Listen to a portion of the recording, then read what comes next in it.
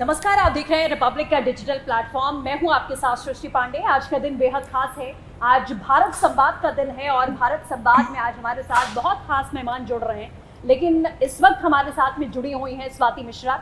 इन्हें किसी इंट्रोडक्शन की मोहताज नहीं है कि बहुत बेसिक लाइन है जो हर किसी के लिए कही जाती है, लेकिन स्वाति के लिए भी हम यही कहेंगे कि अब इन्हें किसी भी इंट्रोडक्शन की जरूरत नहीं है। सबसे पहले स्वाति, बहुत बहुत स्वागत है रिपब्लिक से। Thank you so much.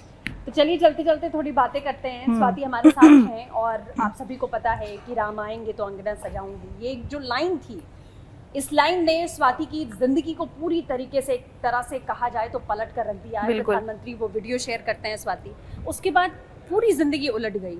मतलब जो यूट्यूब के जरिए या इंस्टा के जरिए जो वीडियोस बन रहे थे, लग रहा था कभी कि ऐसा कुछ होगा? कभी भी नहीं, कभी भी नहीं। मुझे कभी भी नहीं पता था कि सोशल मीडिया मेरे करियर में इतना बड़ा नाम और सब कुछ मुझे दे देगा। बिकॉज मैंने तो बस ये शुरू किया था ये सोच के कि कुछ लोगों तक मेरा गाना पहुँचे। वैसे मैं इसको बहुत सीरियसली कर रही थी, बट मैं चाह रही थी कि कुछ लोगों तक ये गाना पहुँचे, मेरा गाना पहुँचे, लोग सुने। लेकिन ये इतना बड़ा हो जाएगा, मुझे भी कोई अंदाज़ा नहीं था। और प्रधानमंत्री जैसा स्टेज पे भी अभी आप कह रही थी कि प्रधानमंत्री की ओर से जब वीडियो शेयर किया गया तो बार बार लोगों ने कहा कि भाई हमें भी कांटेक्ट नंबर दे दो, हमें भी बता दो कि प्रधानमंत्री तक वीडियो कैसे पहुंचाना है, क्योंकि कोई शायद हजम नहीं कर पा रहा होगा ये बात। कई कलाकारों ने मुझे मैसेज किया पर्सनली कि अरे वहाँ तक पहुँची कैसे। तो मैंने कहा कि मुझे खुद नहीं पता है। मुझे खुद जब ये पोस्ट हुआ उसके बाद पता चला नहीं कोई तो कांटेक्ट नंबर होगा, हमें अभी अपना गाना पोस्ट करवाना है। तुम अपना गाना के तो मतलब वो आपकी बात सुनेंगे, हेलो प्रधानमंत्री जी मेरा एक गाना है, हाँ हम ये बोल रहे हैं मेरा एक नया गाना है, प्लीज़ ट्विटर पे लगा दीजिए। ऐसा थोड़ी होता है। मैंने कहा नहीं ऐसा नहीं होता है। उनको अच्छा लगा, उन्होंने अपनी मर्जी से लगाया, मैंने कुछ नहीं बोला और मुझे पता तक नहीं था। कलाकारों का जो गाना है या वीडियो है उन्होंने समय शेयर किया था, ये शायद प्राण प्रतिष्ठा के बहुत पहले आपने ये गाना गाया था। बहुत पहले गाया था मैंने, कई महीनों पहले, उस दौर में गाया था। एक्चुअली मैंने दिवाली से भी पहले इसको गाया था। पहले ये दिवाली में वायरल हुआ तो सबने कहा दिवाली के लिए लिखा है, दिवाली के लिए लिखा है, गाया है। उसके बाद जब दिवाली के बाद जब इस चीज़ में वायरल हुआ, जब मंदिर के कार्य में और जो उसमें वायरल हुआ, तो उन लोगों को लगा कि मैंने उसके लिए गाया है। लेकिन उस गाने, एक्चुअली उस गाने का इतना बड़ा बनने का रीज़न ही यही है कि उस गाने को बनाने के पीछे कोई लालच या ऐसा कोई कारण नहीं था। वो एक तरीके से कहा जाए तो बहुत ही साफ मन से, निश्चल मन से बनाया गया था, इसीलिए शायद वो इतना वायरल भी हुआ। अब उस गाने ने स्वाति की जिंदगी को कितना, आज स्वाति कहाँ है, कहाँ से स्वाति ने शुरू किया था, इतने बड़े बड़े मंच पर आप परफॉर्म करती हैं, चाहे वो अलग अलग राज्यों में हमने देखा है परफॉर्म करती हैं, अलग अलग देशों में। हाँ, देशों में भी। अब तो कहानी इंटरनेशनल ट्रिप्स कर रही हूँ मैं।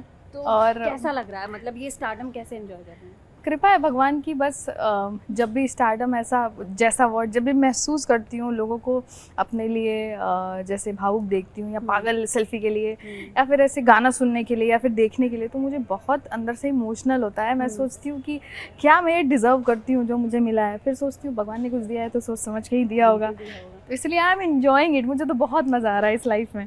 अच्छा, बिहार जैसे यूपी बिहार में, यूपी से हूँ, आप बिहार से हैं, यूपी बिहार में ज़्यादातर लड़कियों को लेके बहुत सारी अभी भी रिस्ट्रिक्शंस हैं। खासकर छोटे जो शहरों से लड़कियां आती हैं, जहाँ से आप भी आती हैं, कि भाई पढ़ाई लिखाई तो चलो यूपीएससी कर लो, बीए कर लो, एमए कर लो, बीएड कर लो, पढ़ लो, लेकिन गाने के क्षेत्र में आगे बढ़ना, फैमिली सपोर्ट या अभी आसपास कितना कुछ बदला है, क्या लगता है? मुझे लगता है थोड़ा बहुत तो बदला है।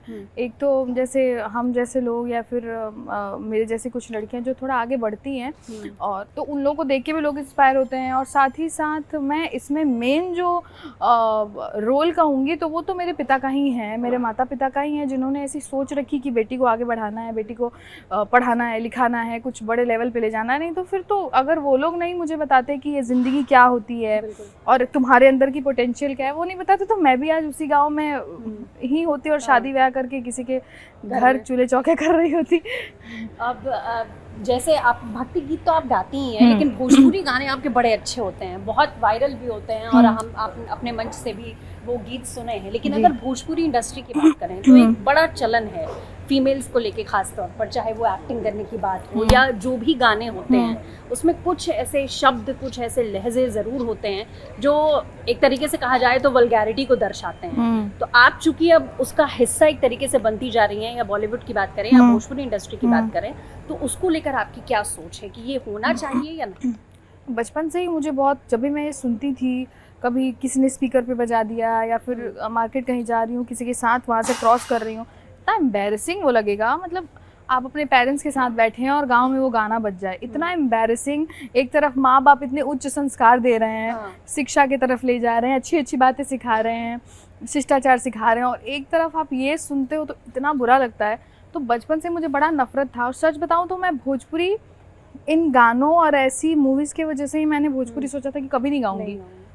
जल्दी बोलती भी नहीं थी मैं कि नहीं नहीं ये तो मतलब वो वाला है, लोग क्या सोचेंगे मेरे बारे में, कि मैं भी वहीं से बिलोंग करती हूँ, मैं भी वही सब सुनती हूँ। लेकिन बाद में जब मेरे पिता ने मुझे छठ के गानों से इंट्रोड्यूस कराया कि शारदा जी के गाने सुनो, वो भी मतलब उन्होंने ही मुझे बताया कि भोजपुरी लैंग्वेज खराब नहीं है, इसको खराब करने वाले लोग खराब हैं।